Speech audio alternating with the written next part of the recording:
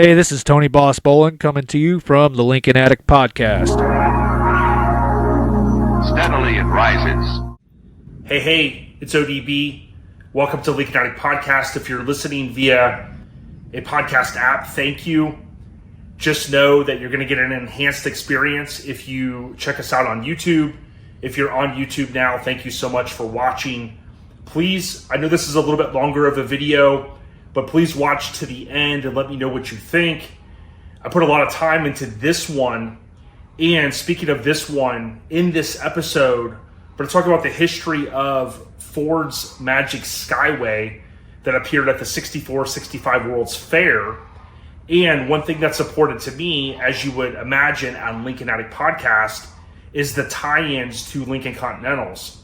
But before we get to the actual Magic Skway, I want to spend a little bit of time in this video kind of talking about where the idea came from for the Skyway, where was it located, who were some of the key folks behind the creation of Ford's Magic Skway, and then of course we'll get to the meat and potatoes, looking at some of the Lincolns, looking at some of the behind the scenes photos, some of the testing that was done in Glendale, California, and there's some things you may pick up that you didn't know, so stick with us here to the end.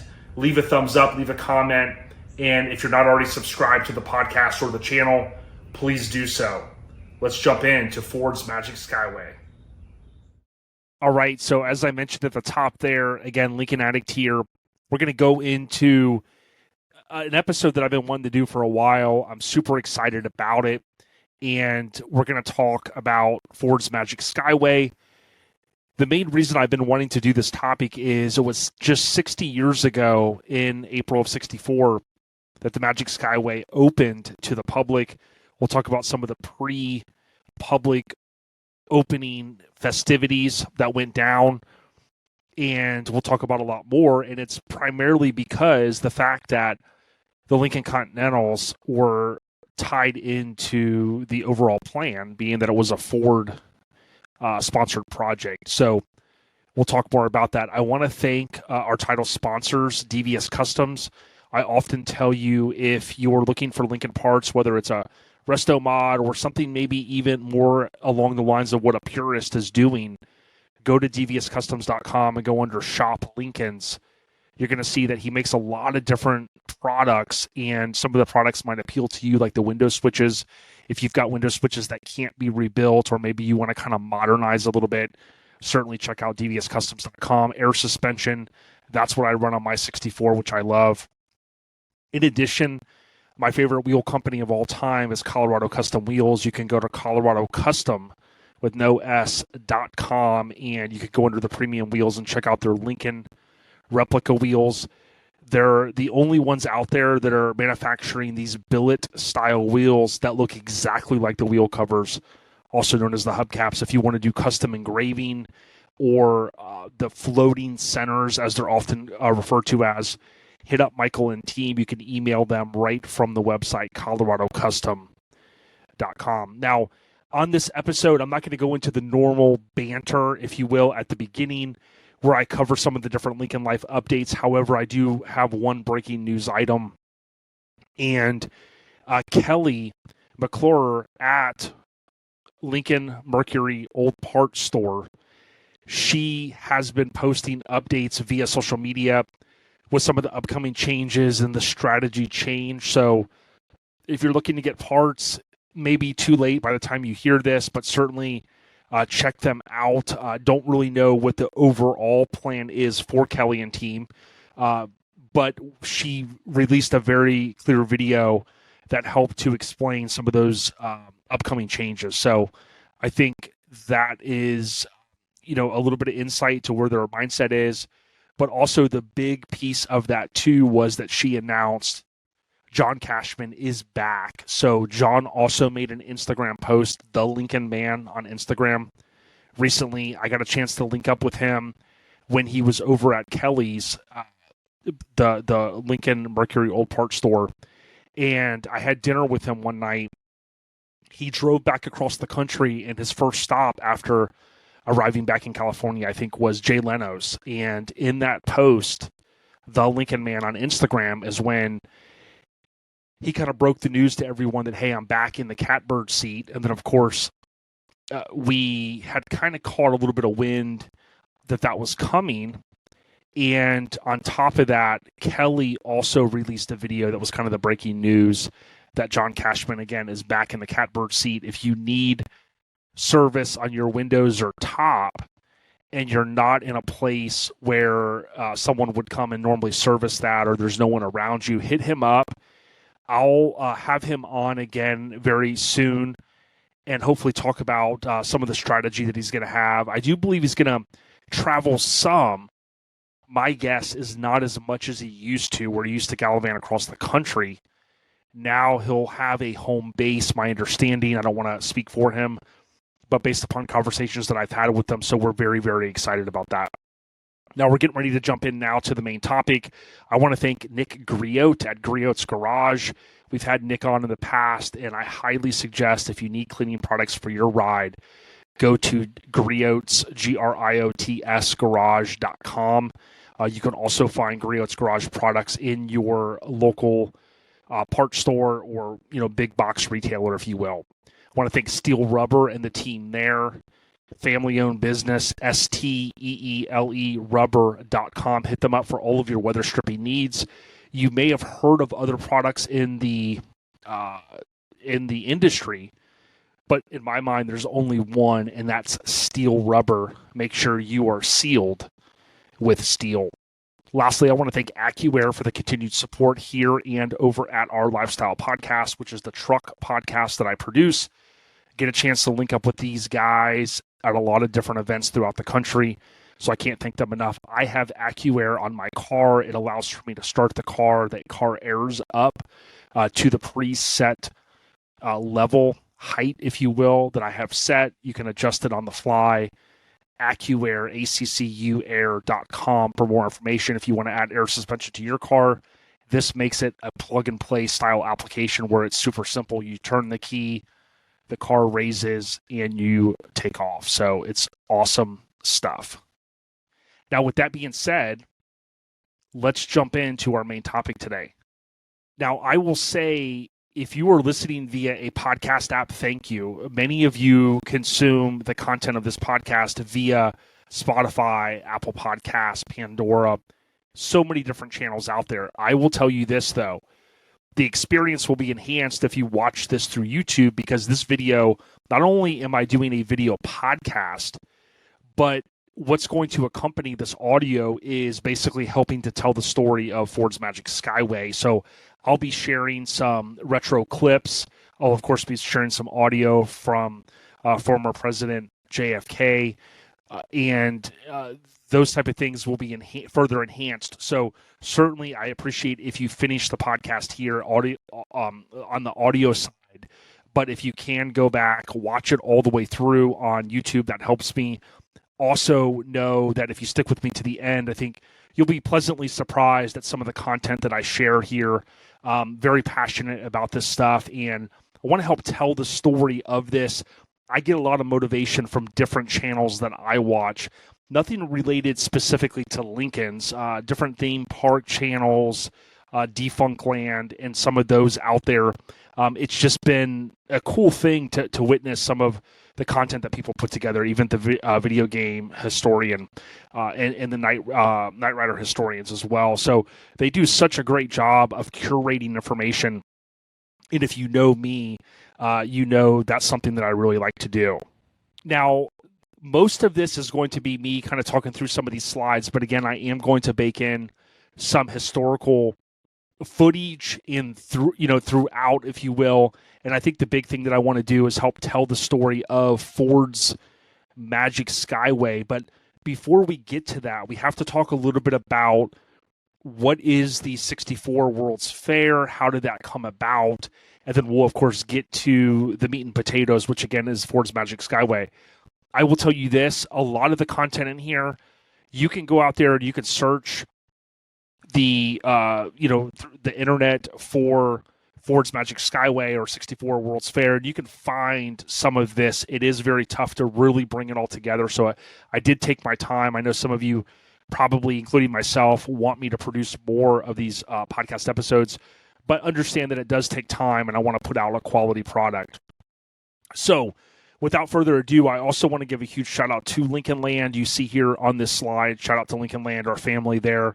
I get a chance to visit Chris and team recently, and we had a good time just kind of laughing over, some good talks, and they're great people. So if you need Lincoln parts, certainly Google Lincoln Land. They're in Clearwater, 40 plus years, a storied company, and I do hope to get Chris on in the near future to talk about the legacy of Lincoln Land. So the preview here is in the upper left. You've got this image of the Unisphere, the 64-65 World's Fair. We'll talk about why is it multiple years, why was it multiple seasons.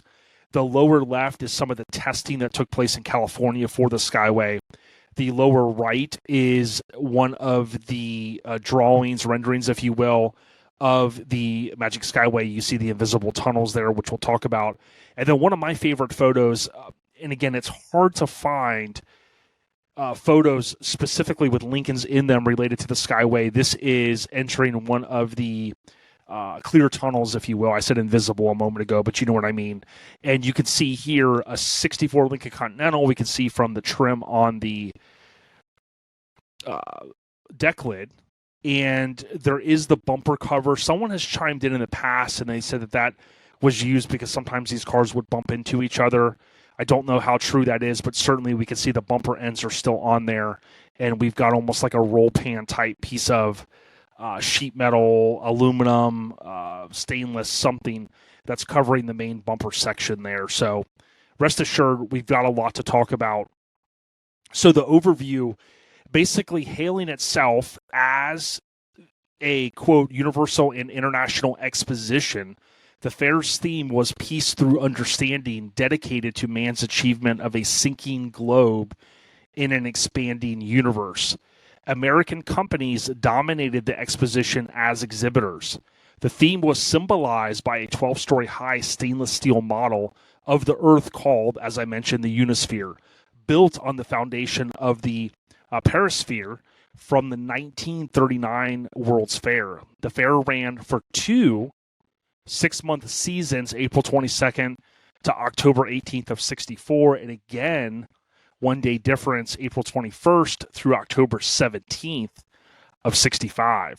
Admission is listed as about $2, which would have been about $20 in 2023 when I did some of the preliminary work for this podcast. And furthermore, it went up just a little bit in 65. There were some financial challenges, and they did bump it up. That would have been about $25 or so. That was 13 and older. In both years, children 2 to 12 cost $1. That would have been about $10 in 2023 for inflation.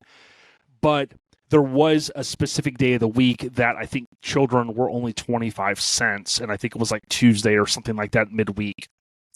The 1964-65 World's Fair was a World's Fair that held over 140 pavilions, 110 restaurants, representing 80 nations, 24 U.S. states, and over 45 corporations, with the goal and final result of building exhibits or attractions at Flushing Meadows, Corona Park in Queens, New York City. Say that 10 times fast. The immense fair covered 646 acres on half the park, with numerous pools or fountains in an amusement park with rides near the lake. However, the fair, as you'll hear in other videos on this topic, did not receive official support or approval from the Bureau of International Expositions, which is known as the BIE. Now, throughout this, I'm going to talk briefly about these two instrumental figures, and it's Walt Disney and Bob Gurr. Throughout the podcast, as I mentioned, I will mention Walt Disney and Bob Gurr. Now, Bob Gurr on the right is the genius behind the Magic Skyway, along with Walt's vision, of course, and I'm sure many others at WED and Aero Development. So we'll talk more about WED and Aero Development. Now, on the left, Walt Disney takes a ride on the Ford Magic Skyway attraction at the New York World's Fair with him in The front is Henry Ford II on the left, and you have Robert Moses. He was president of the 64-65 World's Fair. This photo was taken on April 12th, 1964. You can go down the bunny trail of Robert Moses. He ended up passing, I think, in the early 80s, and he was kind of known as, an individual that maybe wasn't well liked. There was a lot of craziness that kind of came out of the 64-65 World's Fair. I'll wrap a little bit of that up at the end, but that's the main guy there in the front passenger seat. Again, April 12th, 64. Now, Bob Gurr is on the right, and we're going to have some really good insight from him from Salive, a website article, in just a moment. Now, JFK, this is the groundbreaking ceremony on December 14th of 1962. Sadly, he wouldn't live another full year, as he would be assassinated on November 22nd, 1963, just about 11 months and a couple of weeks later. There is an article out here that I want to go to, and you'll see the source information is listed. Now, in this NYWF, which stands for New York World Fair, and then 64.com, it talks a little bit about the specific information that I'm covering here, and I want to play this audio for you now. Remarks of the President at the groundbreaking ceremony for New York World's Fair. From New York City, New York, December 14th, 1962.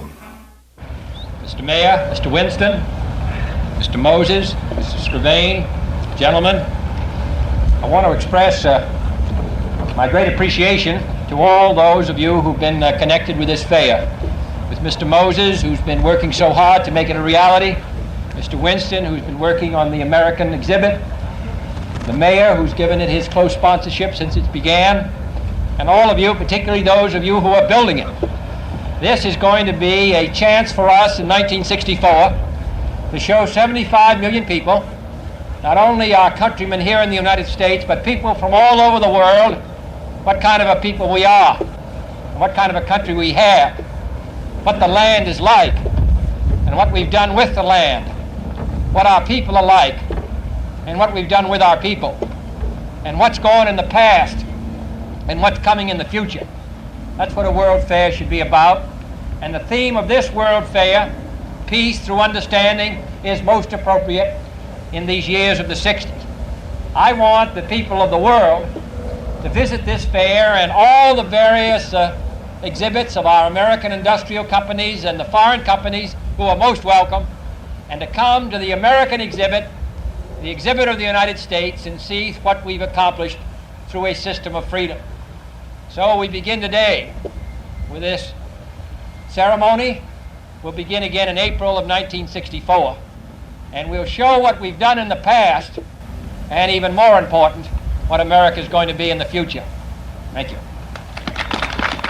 Again, that is remarks we can see here at the groundbreaking ceremony for the U.S. Pavilion at New York World's Fair on December 14th, 1962 by JFK. Now, this newsletter here, there's some more information. Volume 1, number 7, December 20th, 62 newsletter. That's where this image comes from here. And there's various images out there, including the NY World's Fair 64. Now, I also want to play this. So basically, you fast forward, give or take, 4 or 5 months, and we end up with the countdown clock. So if you remember what I shared earlier, that the fair opens in April of 64, but 1 year prior, 365 days prior, we have the groundbreaking ceremony, we have the countdown clock that's set. So let's listen to this. Okay, so I can't play this because for some reason someone has a copyright on this, but basically JFK mentions that just a few months prior, in the audio that you heard a few moments ago, in December, he had spoke at the groundbreaking ceremony, and then basically here he was reinforcing that he was going to be back in 365 days, which unfortunately never happened because of his assassination. and he talks about this is where we hear the 75 million, which was a key number. You'll hear sometimes 70, or you'll hear, in this case, 75 million. That was the projected number to make a profit, or possibly to even break even, but I think that was at the profit point.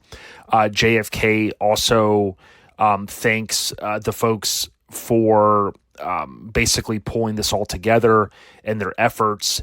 And then what he does here is he starts the countdown clock, which was a key piece of this audio, where he mentions, of course, in 365 days, the fair would be opening. And again, of course, unfortunately, he was assassinated later in the year, November of 63, as many of you know. And note, in both of those audio clips, he mentions 75 million. And when you look back at some of the other videos that other folks have produced, basically 70 to 75 million is what they had projected to really be able to turn a profit. And that's what they had hoped for. Now, engineering the Magic Skyway. So in preparing for this podcast episode via Lincoln Addict Podcast, an On the Rise media production, I came across a Popular Science issue, November, ironically, of 1963. This Popular Science issue has an interesting article about Ford's Magic Skyway. Although brief, it does help to draw some excitement for the upcoming attraction at the World's Fair in April of 64. You can imagine this was put together essentially before JFK's assassination, and it probably was hitting newsstands about a month prior to that, give or take mid to late October. This is available on vintage Disneyland tickets, and again, you'll always see the source below. We see 4 convertibles on the right in this image at the top, including a Lincoln Continental convertible, kind of a rare photo. And again, it's tough to find photos of Lincolns as it relates to the Magic Skyway, but I think I pulled together the best of them.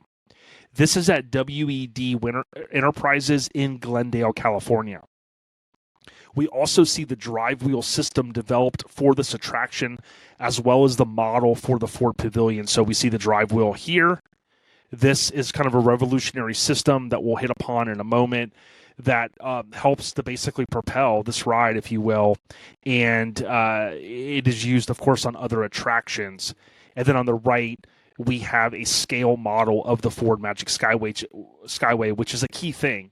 Whether you're storyboarding something or something like this that Walt Disney was so fond on, you have to put together the scale models to kind of understand the scope and the work that has to go in to create such an attraction.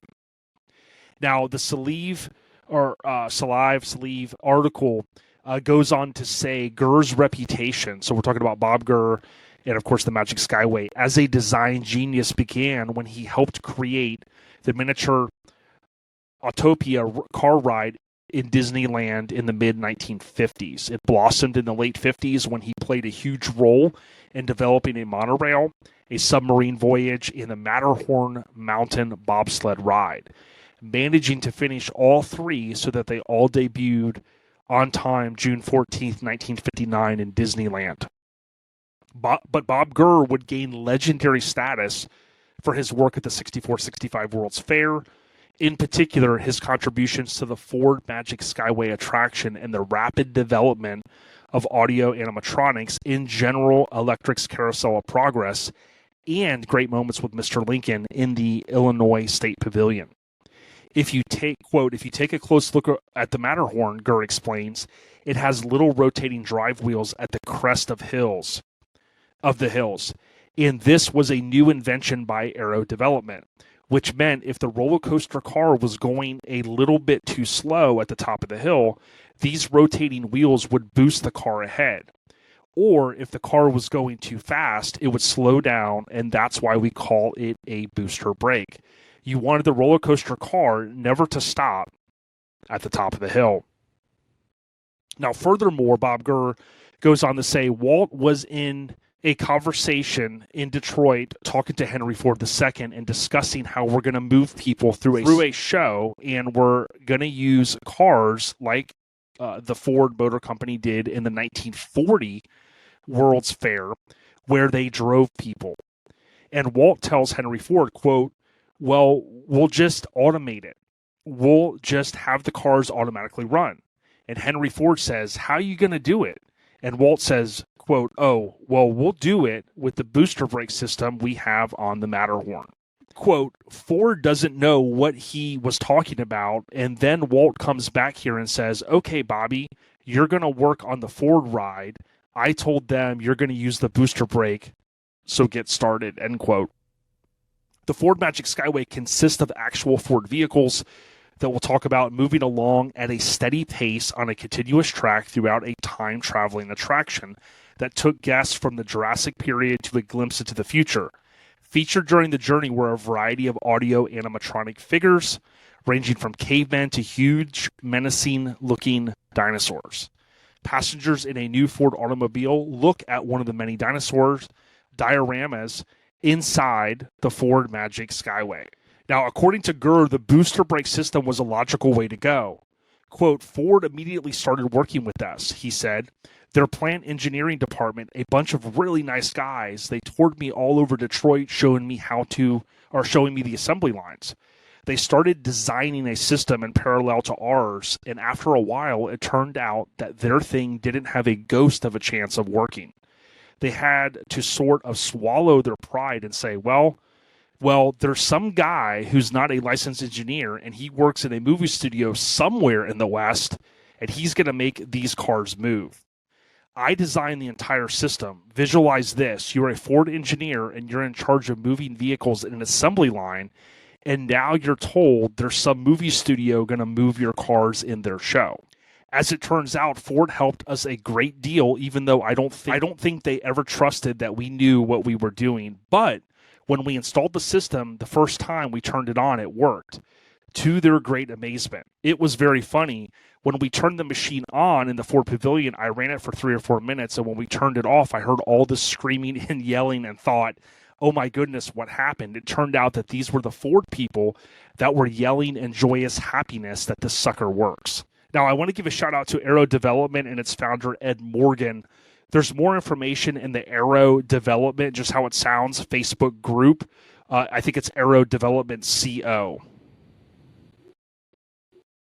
There is also a video that they posted from the National Roller Coaster Museum and Archives, and we'll look at this now. This was the Matterhorn bobsled test in 1959. So for anyone that's been to Disneyland, I haven't been there in California, but this is a very cool video. Again, National Roller Coaster Museum Archives. And since we were talking about the Matterhorn and some of this was pretty cool. And you see the speeds get way higher if you watch this entire video than the actual ride ever does. I think it gets almost to 50 miles per hour. I think 48, 49 miles an hour, something to that effect. So a pretty cool video. Now, Aero Development Dynamics. So I gave you a little bit of insight there, and I mentioned them a moment ago. The following is a sample list of amusement rides manufactured by the now defunct Aero Development and Aerodynamics. The company changed names and ownership 4 times between 1945 and 2002, operating as Aero Development from 1945 to 1981, Aero Hus from 81 to 84, and as Aerodynamics from 86 to 2001. The remaining assets were purchased by S&S on October 28, 2002. In November 2012, the gentleman's name, Sensei Co. Limited, acquired controlling interest of S&S and renamed S&S Sensei Technologies. And that's according to different resources out there, including Wikipedia. Now, I'm not going to go through the whole entire list here, but what I will show you is you can see the Matterhorn there, 1959. If you look at all of these rides, so many of them you're going to know. I've ridden on some of these at different theme parks throughout the world, and it's super cool to think, if you did not know how much history was behind not only the Ford Magic Skyway, but you think about Aero Development and all of these different rides that they developed. Now, Walt Disney Imagineering Research and Development, so I wanted to mention WED, they're commonly referred to as Imagineering. This is the research and development arm of Walt Disney Company. They're responsible for creation, design, and construction of Disney theme parks and attractions worldwide. The company also operates Disney Live Entertainment, and the Muppet Studio. They also manage Disney's properties from Walt Disney Studios in Burbank to New Amsterdam Theater and Times Square Studios Limited in New York City. They were founded by Walt Disney to oversee the production of Disneyland. It was originally known as Walt Disney Inc., and then WED Enterprises, the initials meaning Walter Elias Disney. The company co-founder's name, of course, his full name. Their headquarters were in Glendale, California. That's where the testing was done for the Magic Skyway at WED Enterprises. Imagineering is composed of Imagineers who are illustrators, architects, engineers, lighting designers, show writers, and graphic designers. All of that information is available out there on the web.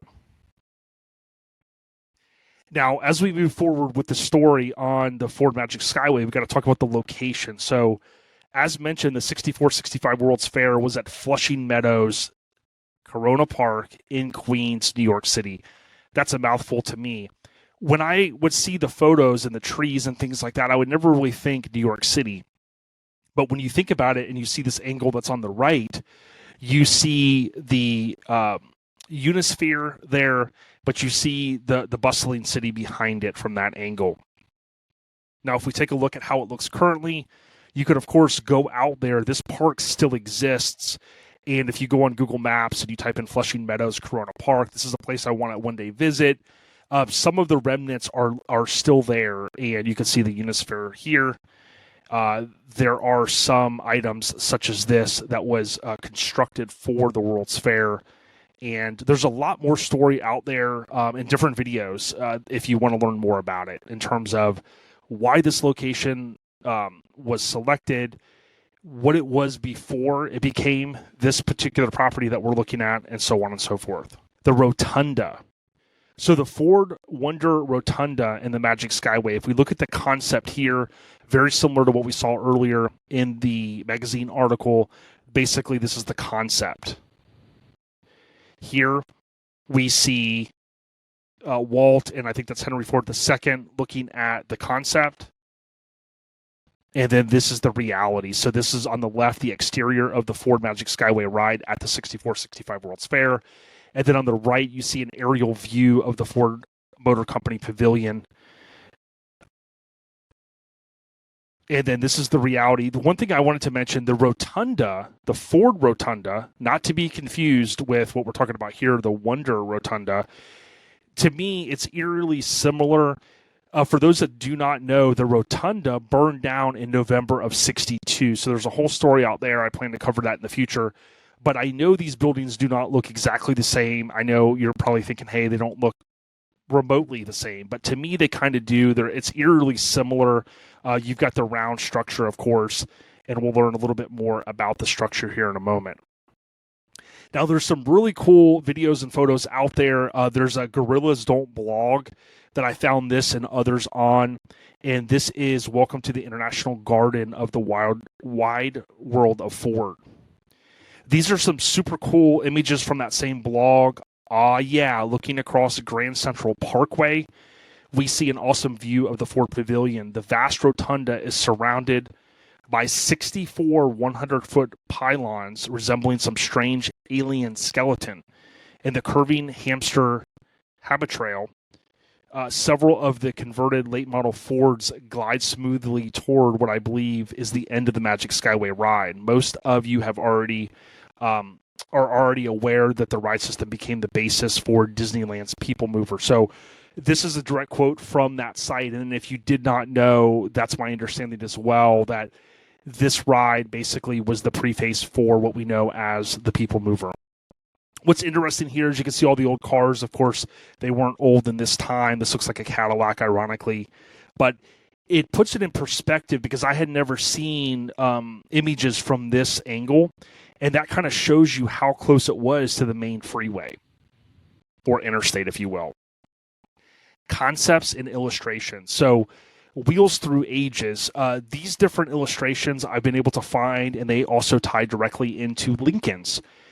This one here is color corrected. But one thing to note is when they were designing this, if you take a look, you're going to see the remnants of what appears to be a 61 Lincoln Continental convertible, of course, from behind.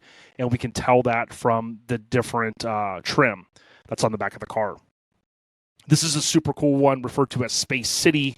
It's highway in the sky, and it's basically kind of the view of the futuristic city. Again, these are concepts, and you can see a Lincoln there cruising along, 61, 62, if you will, for the most part, rear end. This is a cool one. This appears to be a coupe. So, of course, I've saved this one over the course of the time. I do not know who illustrated this one, but it's kind of neat. Again, you see the rear end of the car, 61, 62 feel, and we see the prehistoric area of the Skyway. And, of course, you've got a Lincoln that undoubtedly only has 2 doors. Here's the model of the primeval Earth diorama, say that 10 times fast, in the Magic Skway ride. This is, of course, is the concept, and it's color corrected. You see the convertible cars here. So they knew early on what they wanted to do. So pre-64-65 World's Fair, so some of the activities. So Ford Mustang, opening day of the 64 World's Fair for public was, as I mentioned, April 22nd, 64, but many attractions had invitational special openings. Disney and Ford scheduled a special national press premiere for the Ford Pavilion on April 12th in the hopes of creating some publicity and excitement for the attraction. Walt Disney himself arrived in New York on April 10th, which provided him enough time for a full run-through of the attraction. We all, quote, we all rode through it with Walt in one of the Lincoln convertibles. Of course, he's not sitting in a Lincoln convertible here. He was still critiquing, particularly in the prehistoric area, but when it came to the unload area, he was mighty pleased with the results the fellows had accomplished. He told us that he thought it was going to be a really good show, end quote. That was enthused Don Edgren, the WED project engineer for Ford. Now note, as I mentioned, WED was founded by Walt Disney to oversee the production of Disneyland. It was originally known as Walt Disney Inc., and I kind of touched upon that.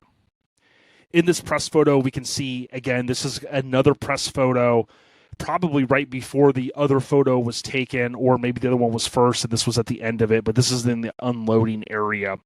Robert Moses on the left, Walt Disney in the middle, and then Henry Ford II. This, again, was April 12th of 1964, a press photo by Craig Bavaro. Now, you may not know this, but when you think of, the younger generation probably thinks of what's one of the biggest launches in their lifetime of a new product, and many people are going to say iPhone.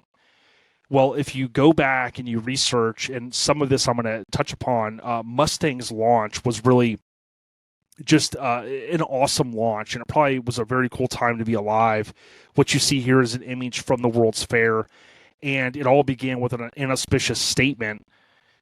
A quote, Ford Division confirmed today that it will introduce a new line of cars this spring, said the press release issued February 6th of 1964 by Lee Iacocca, vice president of the Ford Motor Company. Quote, the new line of cars will be called the Mustang. No further details on the new car line will be revealed until the time of its public introduction.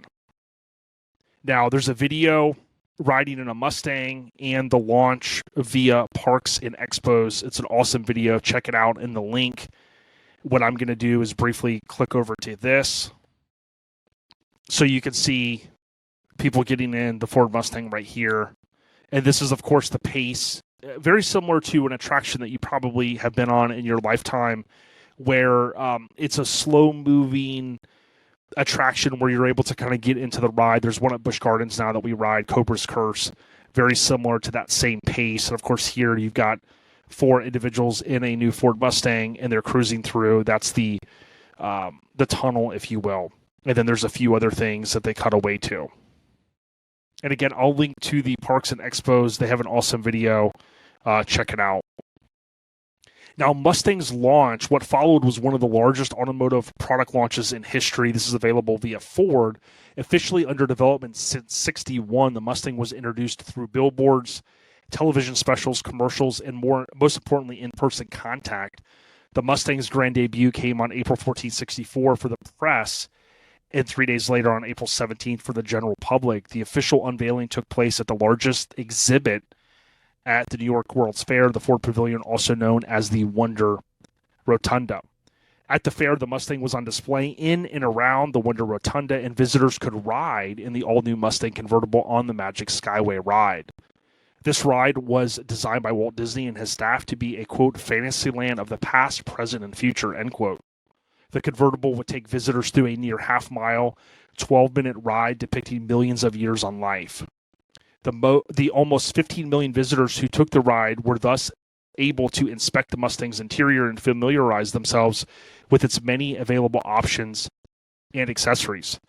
To honor the Mustang's first birthday, which I kind of say first anniversary, Ford executives, including Henry Ford II, Lee Iacocca, and Don Frey, returned to the Wonder Rotunda at the World's Fairgrounds. This celebration coincided with festivities across the country to honor the many accomplishments of the Mustang and its growing community of owners. The Mustang set the industry record for sales during the first year with more than 418,000 units. In comparison to Lincoln's, we're talking 30,000, some of those numbers I've shared in the past. Breaking the previous record set by the Ford Falcon in 1960 and then doubling the expected sales total of 150,000 for the Mustang. During the celebration at the Wonder Rotunda, the Mustang received the Tiffany Gold Model for Design Excellence in the Industrial Design Institute's Bronze Medal. The Mustang was the only car honored by Tiffany and one of only 4 honored by the IDI. The Mustang's astounding success was not just due to the historic grand entrance and marketing campaign, but also the car's affordability, performance, innovative look, and spirit of fun and freedom. The base model of the Mustang began at $2,368, making the first pony car accessible to many drivers. Multiple available options and accessories allowed the Mustang to be upgraded towards sportiness or luxury depending on the owner's desires. The tradition of broad appeal, sportiness, and accessibility has not only helped the Mustang thrive for the past 50 plus years. With over 10 million Mustangs sold, it has made it an enduring American icon. So those are some of the pre-64 World's Fair festivities. Let's get on to the meat and potatoes, the Ford's Magic Skyway. The Ford Motor Company introduced the Ford Mustang, as I mentioned, to the public April of 64. The Ford Pavilion featured the Magic Skyway ride, which we're going to talk about now, in which guests rode not only in Ford, but Mercury and Lincoln convertibles past scenes featuring dinosaurs and cavemen, concluding with a futuristic landscape. We saw some of those renderings. The vehicles used were the Mustang, the Galaxy, the Thunderbird, the Falcon, the Mercury Park Lane, Mercury Comet, and my favorite, the Lincoln Continental. After the fair, the audio animatronic dinosaurs would move to Disneyland, becoming part of the Santa Fe and Disneyland Railroad Primeval World diorama in 1966. While the vehicles were collected by Ford, they were sent to the Dearborn headquarters where employees, believe it or not, if you did not know this, they were able to purchase the cars used at a discount. When the fair opened again in 1965, all new vehicles were again used as convertibles only. So these are some of my favorite photos that I've gathered. For its pavilion at the 64-65 World's Fair, the Ford Motor Company brought in Walt Disney, as we talked about, to design a, quote, unique and memorable entertainment adventure, end quote, that would outshine its competitors. This became the Magic Skyway ride, in which guests sat in Ford convertibles through a Disney-designed show. To test the ride track system, Disney Imagineers, as I alluded, first built a prototype track. This was in Glendale at WED's headquarters. Here we can see 4 Ford Lincoln vehicles, and in the back we can see a Lincoln Continental, which at this point it does look like a 63. Here we see a 61 Lincoln Continental convertible being utilized for testing, and Walt Disney operating the control panel during testing for the Skyway. This is like circa 62, 63. Bob Gurr created the track system, as we talked about, and you could see here it basically pulled the car along this system. So to the left of what you're seeing, to the left of the wheel, basically underneath the car, and I forget if I put this in there because someone shared a photo of one of the Mustangs at a museum, and the Mustang still has the little piece that they welded on the bottom. It's connected to that piece. The engine and trans are removed, gas tanks removed, and what it does is essentially just pulls the car through the entire track. Testing 1, 2, 3. So you can see here again, we see clearly this is a 63, which I believe this was here in the back as well. And one thing to note, it's kind of hard to tell, but I would assume here it also does not have the engine and trans. If you look at the grill, it almost looks like you can kind of see some light in there, but it's hard to say because the hood is closed, so more than likely that's just the reflection on the grill. But it's hard to say during testing. I'm assuming they didn't have the engine and transmission. Here's a closer look of Walt inspecting the system. And this looks like it's from the opposite way, because if you look to the right in this image, that's where the little track, I believe, where it's connected, and it's connected to the bottom of the car, and it's pointed along, and then those are the system that we talked about earlier. Here is a kind of a rare photo. This is from the Volume 3, Number 2, February 22nd of 64 newsletter, and this shows in Flushing Meadows the track being assembled. So the queue for the Ford Rotunda and the Magic Skyway right at New York's World Fair, you can see here these images that kind of help paint the picture. You see the two kind of tubes that are clear that the cars ride through for that kind of outdoor aspect of the ride. You'd imagine like a lot of rides are today. They kind of go outside for a moment and then you're inside for the rest of it where it's dark. This is what they refer to as the speed ramp, and that is up to the Magic Skyway ride where the loading area is at. We can see these little pads that the cars sit on, and we can see the Lincoln Continental in the back and the Ford Mustang there. This is a cool photo. I forget if I saved this one from the Henry Ford. That's where a lot of my photos came from. But we can see in that, or in this image, we see a Ford Mustang on the left, 1965 on the plate. But then, of course, we've got the 1964 Lincoln Continental convertible, and then you've got an older Ford product here in the middle. Love the sandstone, the designs. That kind of bakes into the overall a theme, if you will, of going through time with this ride. This is a lobby. This might have came from a Dutch, now defunct website. I can't remember. I've saved a few photos from that site over the course of time. But this is a cool photo showing, again, just a different angle. You see the Mustang, and then you see, of course, the Lincoln. Ironically enough, the top is up, so I don't know what the thought process was there. I mean, I would want the top being down, especially if the folks are going up the monorail little loading area. What did I call it a second ago? The speed ramp. They'd be able to see inside the car, so I don't know what the thought process is there. This is from the Dutch Mustang site, now defunct, and of course you can see the 65. And if you look over to the left, that's where the speed ramp is at, and that's where those pads would have been. So this was pretty large area. If you've been to Disneyland, I forget what they call the ride now, like the test track, maybe at Epcot. There's an area that when you exit the ride, I think now it's sponsored by Chevy. And there's a bunch of Chevy vehicles and their sales folks and things like that. To me, that is that same kind of concept. Here we can see just some unknown sources. We can see different Ford products. This is a 65 Lincoln Continental. I'll show another image of it in a little while. And again, you can see the differences in the 2 years. They did swap out the cars, as I mentioned. The Magic Skyway attraction. This is the loading area for the Magic Skyway ride at the Ford Pavilion. It's color corrected. Of course, you got a black and white on the left. And this is a very cool photo, again, courtesy of the Henry Ford. And you can see just both lines. That's a key thing. That's something that we still see today. Of course, 2 queue lines for rides. 2 tracks of the automobiles entering the Magic Skyway ride.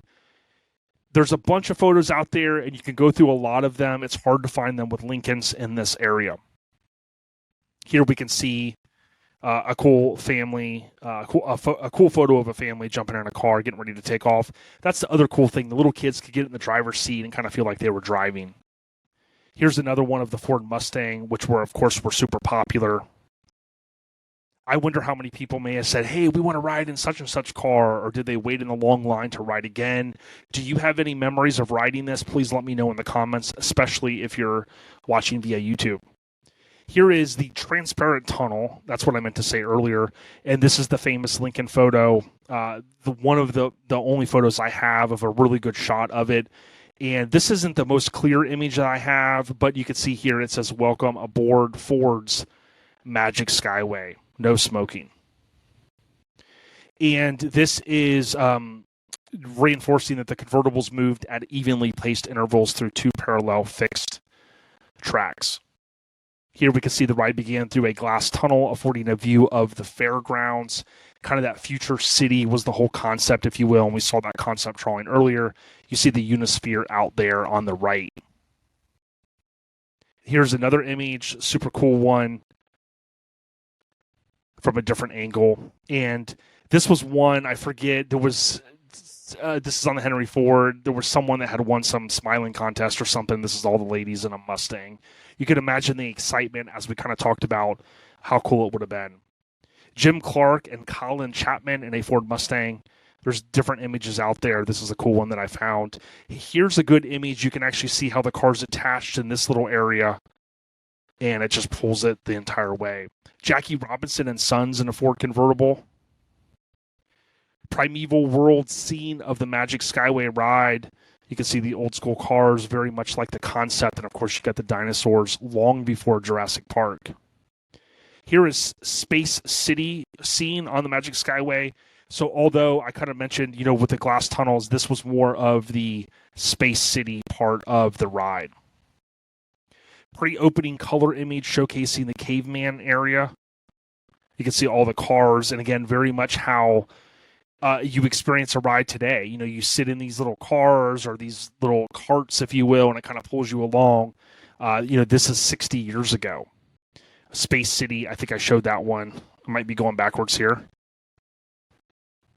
Okay, Disney history. July 1st, 66, the Primeval World is added, as I mentioned earlier, to the Grand Canyon diorama along with Disneyland Railroad route. The dinosaurs that came to Disneyland were originally part of the Magic Skyway, as we kind of talked about, so that's kind of a cool thing. This is a rare image that I found of a Lincoln. It's hard to tell if it's a 64 or 65 because they have such basically the same interiors in a lot of ways. But it's a cool image of a guy and his lady watching one of the little scenes going down. Now, for those that did not know, on March 24, 2009, a 5-disc box set was released. Walt Disney and the 64 World's Fair is a 2009 5-CD box set compiling of music and audio from Disney's attraction at the 64 World's Fair, and it provides a little bit of information, including the Ford Magic Skyway. There are some videos on YouTube that will play the entire presentation of what the folks would hear over. I don't think it was the car audio system. It kind of maybe felt like that, but it was what they heard overall, and it's pretty cool if you want to check that out. So in closing, a few things I'll share is this program is something that I own, which is considered Lincoln Mercury Treasury of the World's and New York attractions. It's kind of a smaller one, so when I first bought it, I thought it was going to be a little bit larger, but you can see on the right, I'm holding it, and you could see the little scan that I did. The Lincoln Mercury Treasury of the World's Fair and New York attractions is presented by your Lincoln Mercury dealer, who invites you to visit the New York World's Fair and discover the new adventure of Walt Disney's Magic Skyway at the Ford Motor Company Wonder Rotunda.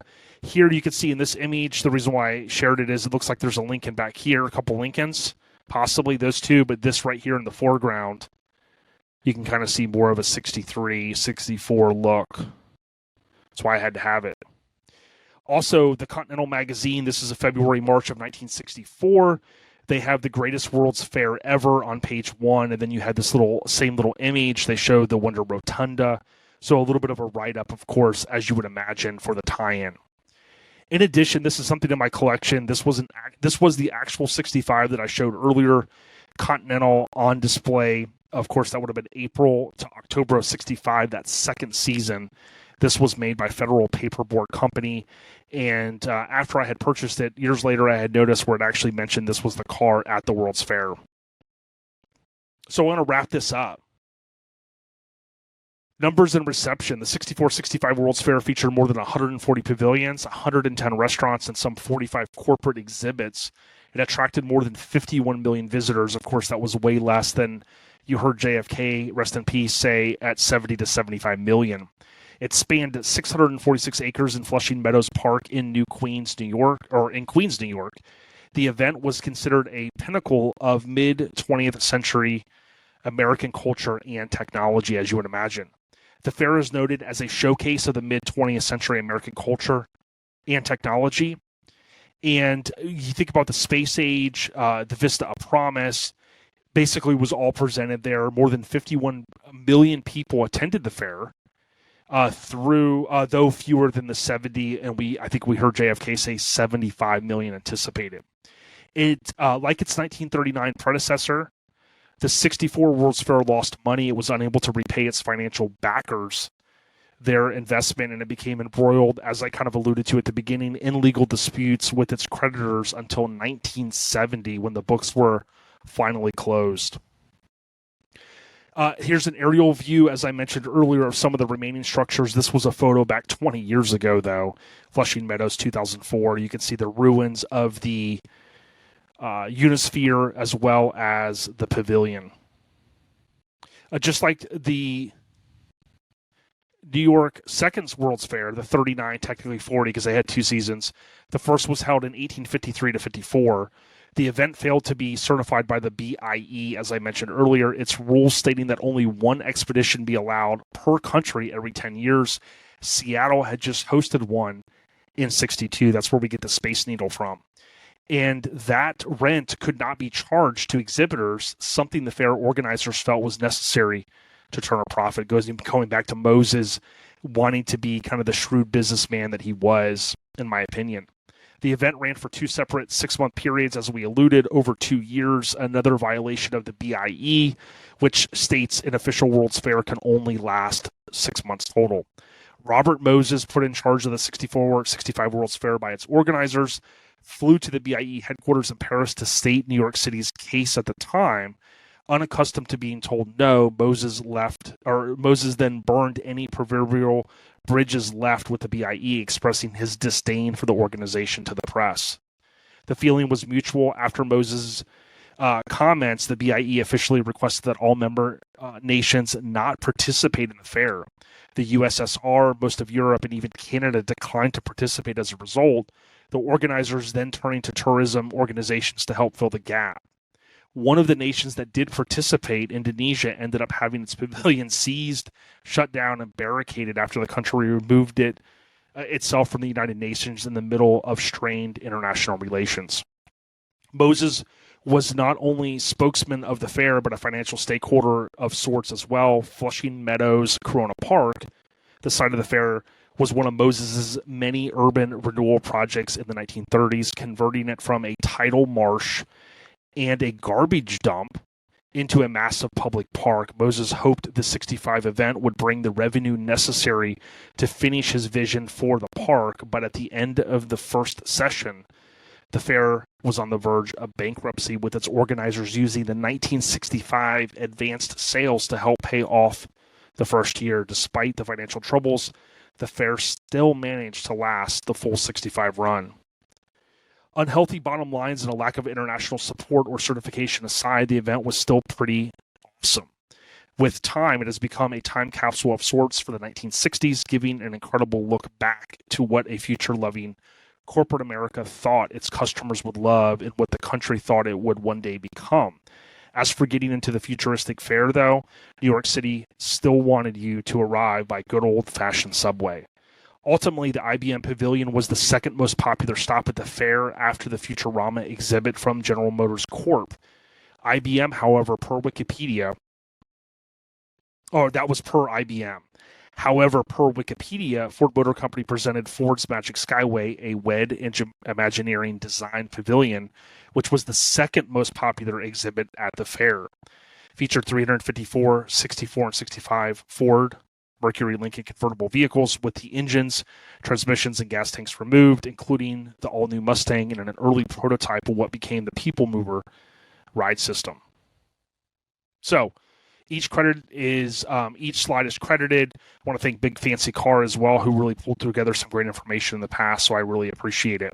With that being said, there's always a lot of cool stuff to cover. If you happen to stay to the end and you know anything about the World's Fair for 64, 65, maybe you attended, maybe you had a family member attend, I don't know, maybe you're just intrigued by it like I am, kind of a mid-century modern marvel, please leave a comment. I would love to hear what you think. Let me know what you thought of what I covered. You know, I tried to pull the story together and keep it high level. I know it wasn't a super short episode, but at the same time, it pulled together some of the images that you may or may not have seen, as well as some of the illustrations and some of the concept behind the 6465 World's Fair. Maybe you learned something. If there's something that particularly sticks out to you that you appreciate learning from this video, let me know as well. I love to see some of the things that people pick up on based upon what I cover. I want to give a huge shout out to John at Stinkin' Lincoln for always looking out for me up in the Pennsylvania area. He's a good dude. And give a huge shout out to the Raddies. Again, I couldn't do what I do without my sponsors, my title sponsors, that being Devious Customs. Visit deviouscustoms.com for Lincoln parts, as well as coloradocustom.com with no S for the best in Lincoln replica wheels. Stay on the rise, everyone, and thank you so much for consuming either audio or video via YouTube. If you listen to audio, check me out now on video because you're going to much appreciate it. Take care, everyone. Peace.